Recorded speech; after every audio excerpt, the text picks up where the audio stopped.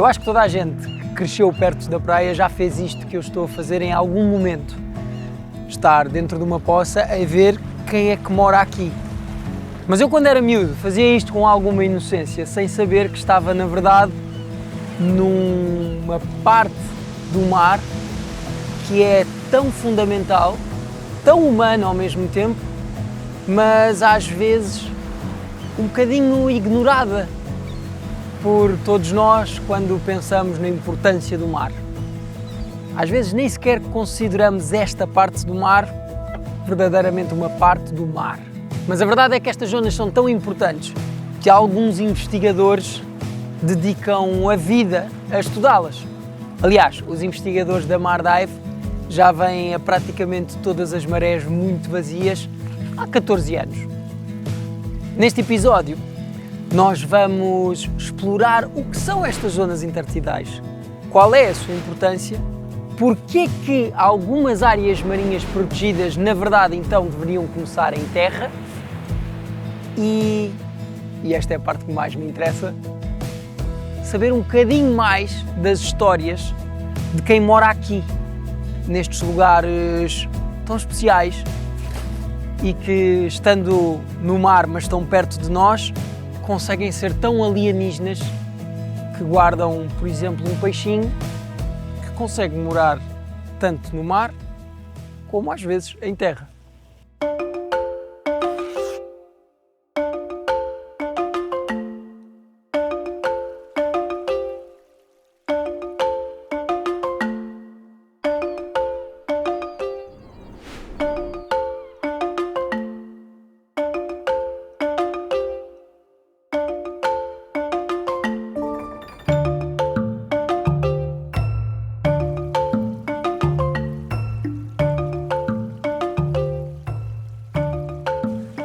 Foi incrível ou não, Frederico? Pá, seja bem-vindo. Tipo, eu imagino que isto não seja exatamente como a prancha de surf.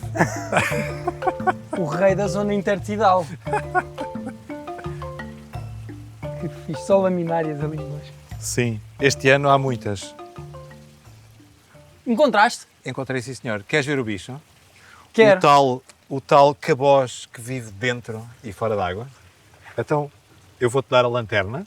E eu não sabia nada da existência deste peixe, tipo zero. Poucas pessoas sabem e muitas delas acham extraordinário um peixe conseguir viver fora d'água durante as horas que dura a maré vazia, que são 2, 3, 4 horas. Então eu vou-te dar a lanterna porque ele vive fora d'água, mas vive escondido numa zona de sombra, que é para não estar ao sol e não desidratar, obviamente. Mas isso nós também, não é? Além disso, é o sítio onde as fêmeas vêm pôr os ovos quando a maré sobe até aqui. Então não só ele fica fora d'água, mas os ovos dele também ficam. Exatamente. Meu gajo. Ah, mas ele tem guelras normais. Sim, sim, é um peixe. Portanto, agora, era a história que eu estava a contar. Tu consegues ver o que ele está a fazer? Parece que está a encher as bochechas. Sim. O que ele está a fazer é que, apesar de estar completamente fora d'água, ele está a respirar como um peixe. Sabes porquê? Porque assim, ele não precisa estar todo dentro de água.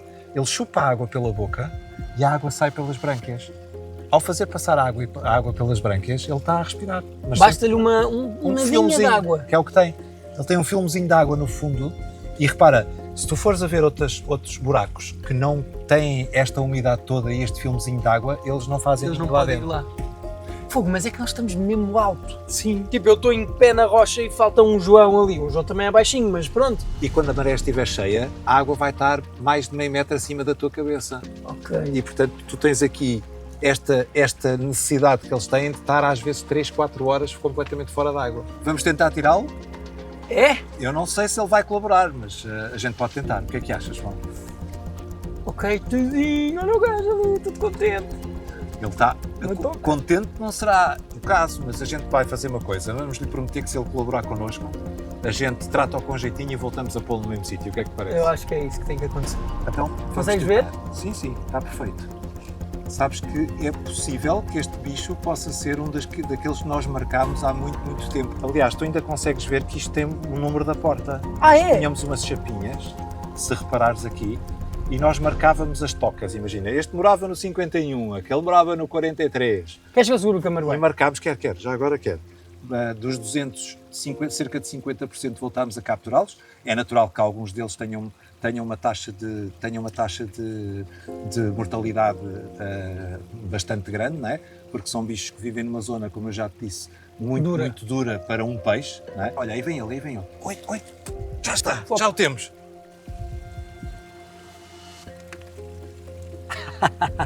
É um belo macho que está aí. Dava uma trinca ou não? Se lhe lá meteres o dedo, é natural que ele te dê uma trinca, porque estes não são simpáticos quando nós os chateamos. Oh, cabozinho. Diz-me, sentes escamas ou parece uma pele de rã ou de sapo? Parece uma pele de rã ou de sapo. Não... Há escamas neste peixe? Este peixe não tem escamas. Não tens mesmo nenhuma escama. Isto é uma adaptação a estas zonas, porque ele ao andar em zonas sem água, E assim talar na... as escamas saltam e fazem feridas. E então eles perderam as escamas por duas razões, para evitar essas feridas e infecções, e também porque eles conseguem fazer algumas pequenas trocas gasosas através da pele. Ah, uau, ele já vai semi-respirando pela Exatamente. pele. Eu vou agora fazê-lo recuar ele próprio para dentro do abrigo.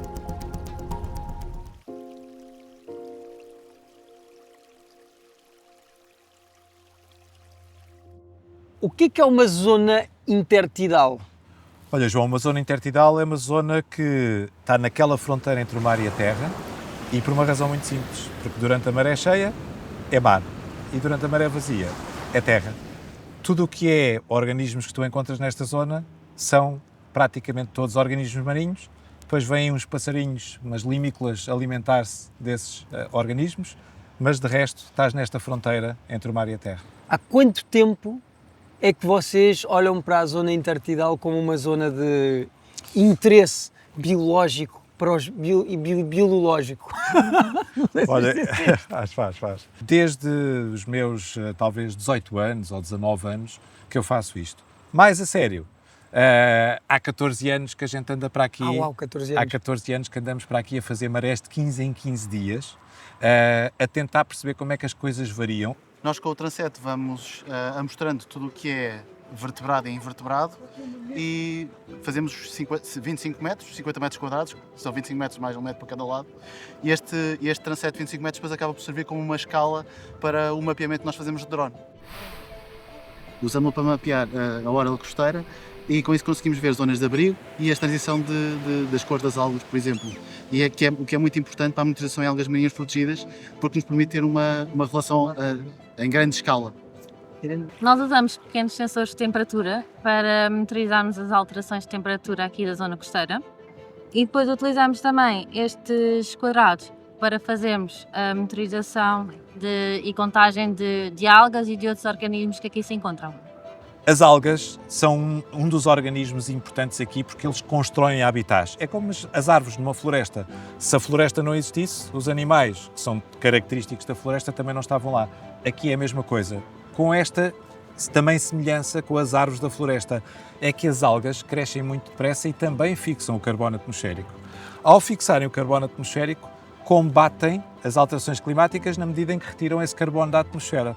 Ao retirar o carbono da atmosfera, deixa de haver aquele efeito de aquecimento que nós sabemos que o carbono é responsável no nosso planeta.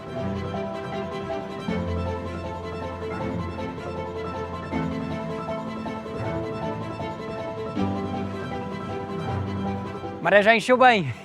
Chegámos aqui, isto ainda tinha muito por onde andar sem estar coberto de água, e à medida que a maré enche, estas poças de maré vão ficar mesmo dentro do mar e o trabalho dos biólogos vai ter que parar por umas horas, porque nós ainda vamos voltar à maré vazia numa outra hora do dia ou da noite. Mas, no entretanto, se para os biólogos a maré cheia é um problema, para mim não.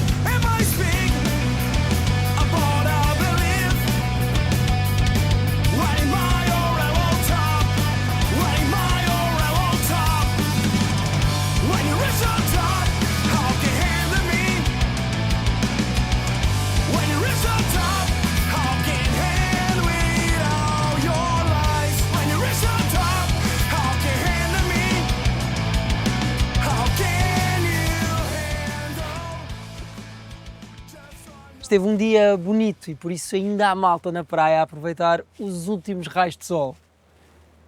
Mas nós viemos para aqui com um outro propósito. É que estas zonas intertidais que nós vimos de manhã, quando a noite cai, fica muito diferente. Aliás, a lua está bastante cheia, o que está a fazer com que a maré vaze muito, está quase no fim da maré. E nesta hora de transição em que a malta que está a aproveitar, os seres humanos que estão a aproveitar o dia começam a ir-se embora, é a mesma hora que faz com que alguns bichinhos acordem, com que outros vão dormir. E por isso esta mudança que nós vamos explorar talvez mude ainda mais a forma como olhas para a tua praia de todos os dias.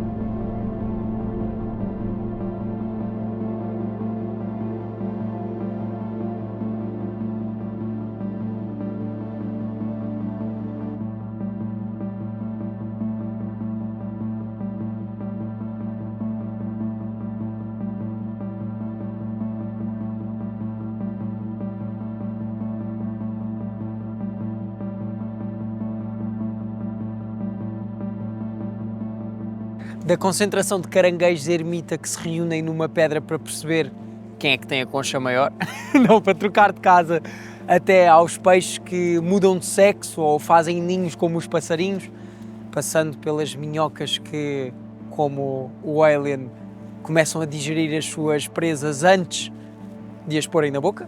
E, claro, do nosso amigo que vimos de manhã, que é verdadeiramente um peixe fora d'água e está tudo bem, a zona intertidal acaba por ser uma forma de contar tantas histórias sobre a natureza num espaço que nos é tão comum.